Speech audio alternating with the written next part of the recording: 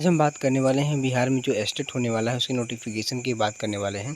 सारी चीज़ें आप स्टेप बाय स्टेप देखते रहें, बस आपको स्किप नहीं करना है वीडियो, ठीक ना। तो यहाँ आप नीचे में स्क्रॉल करते हैं इसको। अगर हम यहाँ बात करें पेपर संरचना की बात करें तो यहाँ पे देख रहे हैं आप, ठीक ना। आपको यहाँ पे बहुविकल्पीय प्रश्न मिलेंगे, प्रत्येक एक अंक के होंगे, इसमें कोई नेगेटिव मार्किंग नहीं होंगे, ध्यान रखिएगा, ठीक ना।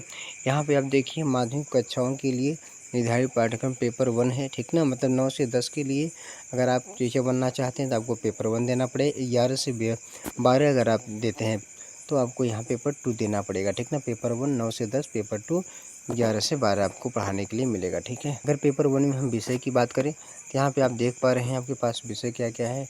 हिंदी हो गया, उर्दू हो गया, बंगाली हो गया, मैथिली हो गया, संस्कृत, अरबी, फारसी, भोजपुरी।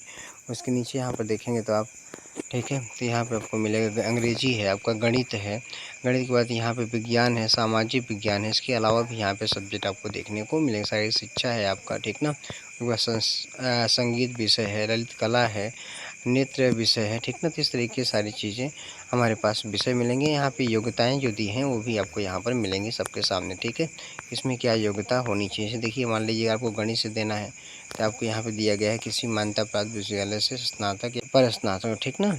में कोई भी आपको 50% मतलब 45% अगर आप हैं तो आप यहाँ इस फॉर्म को क्या कर सकते हैं, अप्लाई कर सकते हैं, ठीक ना। इसके अलावा आप देखते हैं, देखिए आपको तो आप यहाँ पे देख पा रहे हैं 50% आपके पास मार्क्स होने चाहिए, ठीक ना।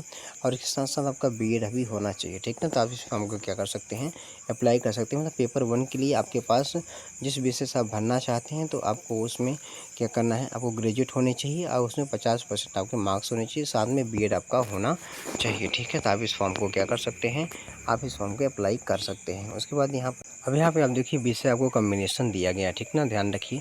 जैसे मान लीजिए आपको गणित से क्या करना है, टीचर बनना है, तो आपको क्या दिया गया है वो देखिए। आपको ये कह रहा है कि स्नातक स्तर पर मतलब ग्रेजुएट में आपके गणित के साथ भौतिक विज्ञान, भौतिक या इलेक्ट्रॉनिक्स या कंप्यूटर साइंस, रसायन विज्ञान कोई भी एक होना चाहिए, ठीक ना। मतलब मैथ के साथ आपके पास ग्रेजुएशन में आपका भौतिक विज्ञान हो या मैथ के साथ केमिस्ट्री है तो आप मैथ से भर सकते हैं, ठीक है। जैसे विज्ञान के लिए क्या दिया गया, स्नातक स्तर पर जंतु विज्ञान, ठीक ना, प्राणी विज्ञान, वनस्पति विज्ञान, जंतु विज्ञान, वनस्पति विज्ञान या रसायन शास्त्र विषय में पठित हो अथवा इंजीनियरिंग से स्नातक जिसमें विज्ञान की विशेषता हो, ठीक ना। मतलब अगर इससे हैं तो आप इस फॉर्म को लिए साइंस के लिए भर सकते हैं, ठीक है। सामाजिक विज्ञान के लिए दिया गया है, देखिए आप सिंपल सा क्या करिए, जो चीज़ आपको भरना है यहाँ पे आप नोटिफिकेशन में आप देख सकते हैं। अब देखिए यहाँ पेपर 2 के लिए मतलब 11-12 का टीचर बनना चाहें उसके लिए दिया गया। देखिए अगर पेपर 2 आपको 11-12 का टीचर बनना है तो आपको यहाँ पे क्या देना है, विषय आपके सामने यहाँ पर है, आप देख सकते हैं हिंदी, उर्दू, अंग्रेजी, बांग्ला, मैथिली, महगी और अरबी दिया है, फारसी दिया, भोजपुरी दिया है। सब आपको विषय हमारे पास गणित है, भौतिक विज्ञान, रसायन विज्ञान, जंतु विज्ञान, सब कुछ है, ठीक ना। यहाँ पर देखिए हम एलिजिबिलिटी की बात करें तो 50% अंक सहित किसी मान्यता प्राप्त विषय से आपके पास पोस्ट ग्रेजुएट अगर है, आपके पास 50% है तो आप उसके साथ साथ बीएड है, ठीक ना। मतलब पोस्ट ग्रेजुएट में अगर आपके पास 50% अंक हैं उसके साथ बीएड है तो आप क्या कर सकते हैं, फॉर्म को अप्लाई कर सकते हैं, ठीक है। इसके साथ देखिए जंतु विज्ञान, इतिहास है, भूगोल है, राजनीति शास्त्र है, सारे विषय हैं आप यहाँ पे देख सकते हैं। उनकी आप यहाँ पे देख सकते हैं जो भी योग्यताएं हैं वो आपसे यहाँ पे मांगी गई हैं, ठीक ना। तो आप ये भी सब देख लीजिएगा। उसके बाद यहाँ पर नीचे हम स्क्रॉल करते हैं, सारे विषय आपको यहाँ पर दिख रहे हैं, ठीक है। देखिए यहाँ कंप्यूटर साइंस में भी पोस्ट है, मतलब ये भी विषय है, यहाँ आप क्या कर सकते हैं, इससे भी टीचर बन सकते हैं। अब यहाँ देखिए विशेष समूह आपका सब्जेक्ट दिया गया है, subject at a post graduate level, ठीक है।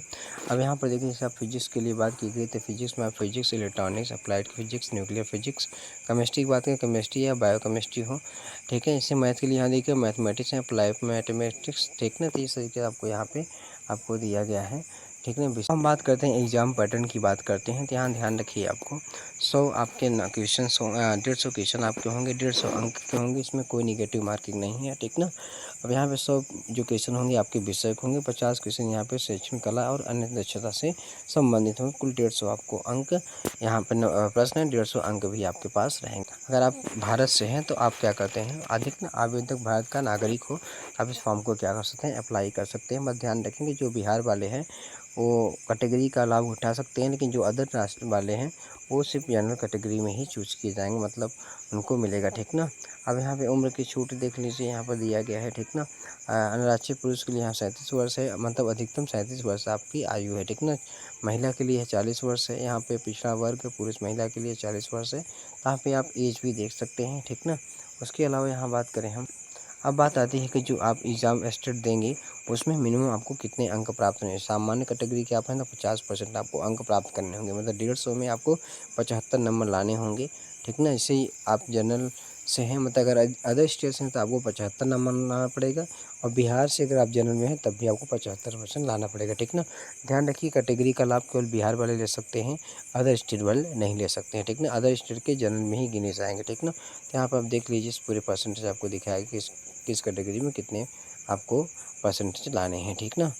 अब इसके बाद हम आगे बात करते हैं, हम बात करते हैं कि फ़ीस कितना लगेगा। अगर आप जनरल ओबीसी से हैं तो आपको यहाँ पे एक पेपर का 960 रुपये देना पड़ेगा, और दोनों का कितना। अगर हम परीक्षा शुल्क की बात करें तो अगर आप जनरल ओबीसी से हैं तो आपको कितना, एक पहले पेपर के लिए आपको कितना, आपको 960 रुपये देना पड़ेगा, और दोनों पेपर के लिए 1440 रुपये देना पड़ेगा। अगर आप ST SC से हैं तो आपको 700 यहाँ पे 60 रुपये देना पड़ेगा, और 1140 रुपये आपको पेमेंट करना पड़ेगा, ठीक ना। तो ध्यान रखिए आप। इसके अलावा यहाँ पर देखिए नॉमिनेशन का प्रोसेस है, क्योंकि कई सारे स्टेट्स में यहाँ पर क्या होंगे, एग्ज़ाम्स होंगे, इसलिए यहाँ पे नॉमिनेशन का प्रोसेस रहेगा, ये बात ध्यान रखें, ठीक है। अगर यहाँ बात करें हम प्रवेश परीक्षा की अवधि हमारे पास क्या रहेगी, तो ध्यान रखिए आप, यहाँ पर आपको 2.5 घंटे मिलेंगे, 150 आपके पास क्वेश्चंस रहेंगे, ठीक ना। ये पेपर जो होगा कंप्यूटर बेस्ड होगा, मतलब कंप्यूटर से आपको देना पड़ेगा, ये बात ध्यान रखिएगा, ठीक है। उसके अलावा यहाँ पर देखिए जो भी जानकारी लेना था आपको वेबसाइट भी दी गई थी, आप यहाँ पर जा कर के वेबसाइट पर जानकारी ले सकते हैं। अगर आप आवेदन की प्रक्रिया पूरा करना चाहते हैं तो आपको 2 साइट यहाँ पर दी गई हैं, ठीक ना। आप किसी पे जा कर के क्या कर सकते हैं, आवेदन कर सकते हैं। अब यहाँ बात आती है कि प्रमाण पत्रों कौन से लगेंगे, कौन अपलोड करना है। तो देखिए हमारे पास यहाँ पहला क्या है, पहला ऑप्शन है कि आप कक्षा 10 आपके पास हो, ठीक है, कक्षा 10 का प्रमाण पत्र और एक अंक पत्र होता है, वो भी दोनों को अपलोड करना है। कक्षा 12 का आपको मार्कशीट, स्नातक का आपको मतलब ग्रेजुएट का, और आपको पोस्ट ग्रेजुएट का, उसके साथ बीएड का, ठीक ना।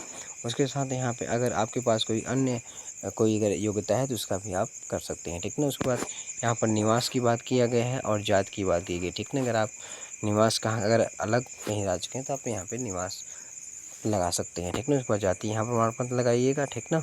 उसके बाद यहाँ पे आप क्या कर सकते हैं, अच्छा, अत्यंत पिछड़ा वर्ग के उम्मीदवारों के लिए समकक्ष प्राधिकार द्वारा निर्गत क्रीमी लेयर रहित, ठीक ना, अद्यतन प्रमाण पत्र भी आपको क्या करना होगा, यहाँ पर देना पड़ेगा, ठीक ना। चलिए उसके बाद यहाँ पर नीचे स्क्रॉल करते हैं, देखिए सारी चीज़ नोटिफिकेशन है, आप पढ़ लीजिए इसको, ठीक है।